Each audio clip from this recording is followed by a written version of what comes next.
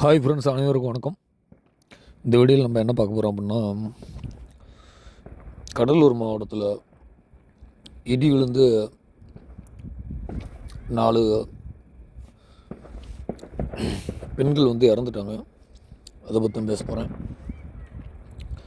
ஒரு முத்துச்சோளம், எங்கள் ஊர் சைடில் முத்துச்சோளம் தான் சொல்லுவாங்க, மக்காச்சோளம் முத்துச்சோளம் ரைட்டு, எது இன்னும் இருக்கட்டும். அதுக்கு களை எடுக்க போய், அந்த காட்டு களை எடுக்க போய் இயற்கை பேரிழால் தான் மழை பெய்யுது. அப்போ இடி இடிக்கும், மின்னல் வரும். அந்த மாதிரி இடி தாக்கி நம்ம எல்லாம் கேள்விப்பட்டிருப்போம். இடி விழுந்தால் அப்படியே பூமிக்குள்ள ஆழமாக போயிடும், அந்த மாதிரி சொல்லி நான் கேள்விப்பட்டிருக்கேன். இடி விழுந்துருச்சு, இந்த இடத்துல தென்னை மரத்தில் இடி விழுந்துருச்சு, அதனால தென்னை மரம் பட்டு போச்சு அப்படின்னு சொல்லி. என்ன 35 வயசு ஆகுது, இது வரைக்கும் இடி விழுந்து மக்கள் இருந்தால் நான் பார்க்குற முதல் நியூஸ் இதுதான். அது மாதிரி இடி விழுந்து 4 பெண்கள் இறந்துட்டாங்க. ஒருத்தங்களுக்கு கண் பார்வை போயிடுச்சு. இதில் அந்த காட்டுக்காரங்களும் ஒருத்திங்க இறந்ததில், அந்த காட்டுக்காரங்களும் ஒருத்திங்க. ஓகே, இனிமே அவங்களோட ஆத்மா சாந்தி அடையணும், அதை நான் வேண்டிக்கிறேன்.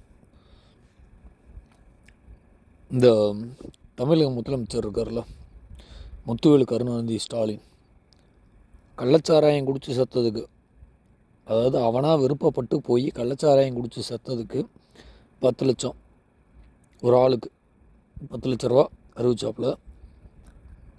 62 பேரோ 65 பேரோ, ஒருத்தன் 70 ஓகே, எத்தனை பேர் செத்தாலும் சரி, 10 லட்ச ரூபா அறிவிச்சாப்புல தலைக்கு. இப்போ கரூரில் நடந்த கூட்ட நெரிசலில் 41 பேர், வயிற்றில் நடந்த குழந்தைய சேர்க்கல இவனுக்கு கணக்கு. சரி, ஓகே, 41 பேர், 41 பேர்த்துக்கும் 10 லட்ச ரூபா தமிழ் கவர்மெண்ட் ஆரம்பிச்சிது.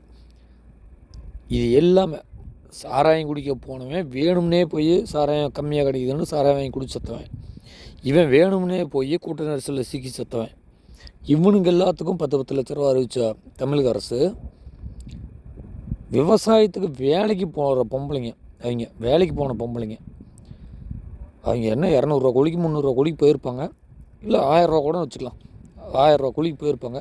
அந்த காசு எடுத்துகிட்டு போய் அவங்க குடும்ப செலவு பண்ண போகிறாங்க. ஒரு காய் வாங்கலாம், ஒரு கறி வாங்கலாம், காய்கறி வாங்குறதுக்கு அவங்க பயன்படுத்தலாம்.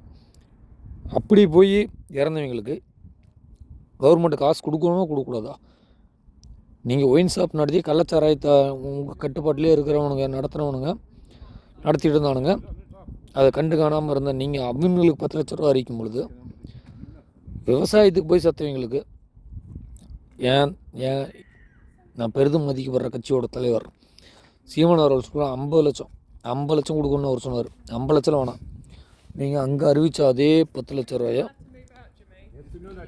இங்கே அறிவிங்க. இதே இறந்த அந்த 4 பேர்த்துக்கு 10 லட்ச ரூபா நீங்கள் அறிவிக்கணும். அது இல்லாமல் கண் பார்வையற்றோருக்கு, அந்த கண் பார்வை இழந்த அந்த பெண்மணிக்கு நீங்கள் கண்டிப்பாக ஹாஸ்பிட்டலில் ட்ரீட்மெண்ட்டு பார்த்து கொடுக்கணும். இதை பண்ணுனா நீங்கள் உண்மையான முதலமைச்சர் நேரத்தில் எல்லாத்துக்கும் கொடுக்குறாருப்பா, விவசாயிகள் சத்தாலும் அறிவிக்கிறாரு. அதனால விவசாயிகள் சத்தா 50,000, 30,000, 10,000 விவசாயிகள்லாம் அவ்வளோ இலக்காரமாக போச்சு இந்த இப்போ இருக்கிற தமிழ்நாடு ஆண்டுகிட்டு இருக்க தமிழ்நாடு கவர்மெண்ட்டுக்கு. அதாவது முத்துவேலு கருணாநிதி ஸ்டாலின் அவர்களுக்கு விவசாயிகள்னால் அவ்வளோ இலக்காரம். விவசாயிகள்னால் சோறு திங்க முடியாதுங்கிறது அந்த அளவுக்கு தெரியுமா தெரியாதோ தெரில. அதனால் எங்கேயாவது ஜப்பான்லேருந்து அரிசி இறக்கி தின்னுட்டுருக்காப்லையான்னு எனக்கு தெரில. தயவு செய்து அந்த குடும்பங்களுக்கு 10 லட்ச ரூபா நீங்கள் கவர்மெண்ட் சார்பாக கொடுக்கணும்.